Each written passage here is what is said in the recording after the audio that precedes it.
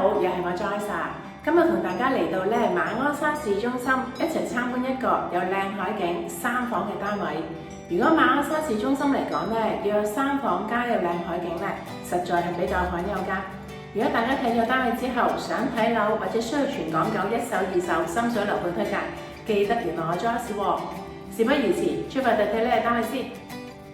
今日同大家一齊參觀嘅單位就馬鞍山中心一間3房有靚海景嘅單位。首先入咗玄關我哋入咗客飯廳先。傳統佈局，左右兩邊開式。喺窗台位置大家見到啦，原業主都做咗啲 cushion 喺度啦。咁因為望出去嘅景觀非常之靚，咁我哋而家俾翻個實際景觀大家參考翻先。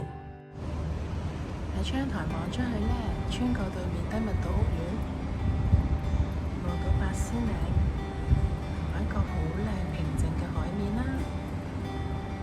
咁其實再望翻去右手邊可以望到去烏溪沙青年新村，一路望過去都係綠油油草地啦，然後望到去迎海烏溪沙嗰邊咁遠。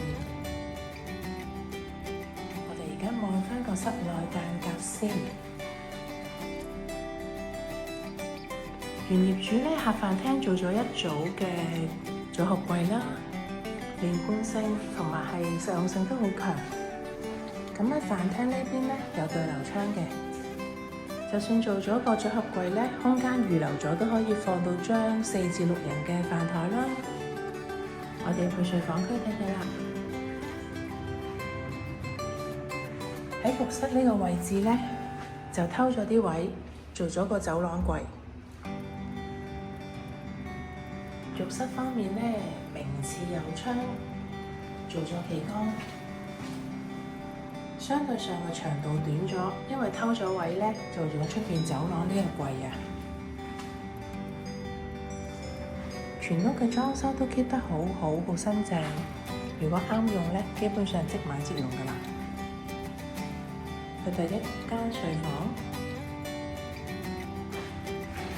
廳房同客都係望海景嘅。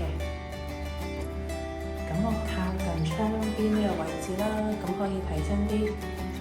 放到睡床之外亦都可以放到一個大型嘅衣櫃。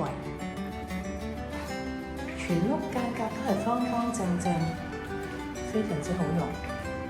去第二間睡房啦。頭間睡房同呢一間第二間睡房 size 差唔多，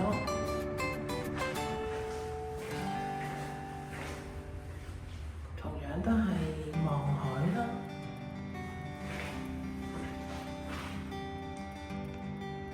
睡床之外放個大衣櫃喺呢度都 OK 嘅。睇埋間主人房啦。主人房一個特色嘅門口北位呢個位置，其實預留咗一個好深嘅衣櫃位。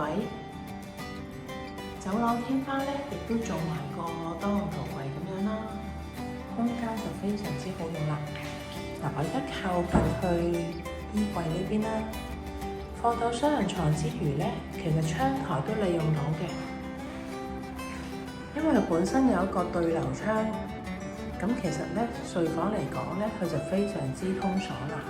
咁呢一邊窗台已經做咗一個窗台櫃咁樣啦，呢一邊有海景。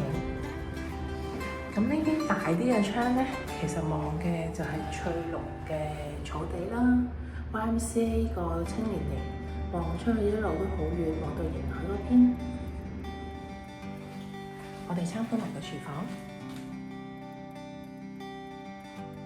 空間絕對寬敞。如果家庭煮食就更加開心啦。大家睇咗以上單位啦，覺得點樣歡迎隨時留言話我知喎。